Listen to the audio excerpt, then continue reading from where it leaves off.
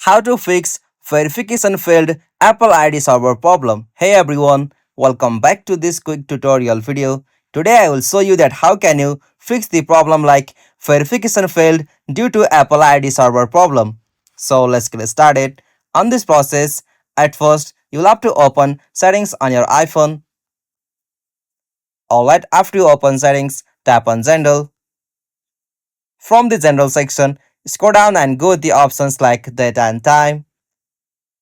And from the data and time section, make sure that you have turned on the features like set to automatic from here, and after you set to automatic, you'll have to back from here, and from the general section again, you'll have to swipe up and tap on the option software update.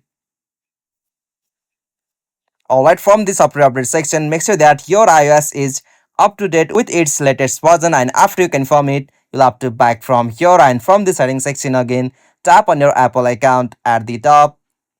Alright, from the Apple account section, scroll down at the bottom and tap on the option sign out, and after you sign out using your Apple ID and password, you'll have to just again sign in with your Apple ID from here, and after you do a sign out or sign in from here, you'll be able to fix that problem on your iPhone.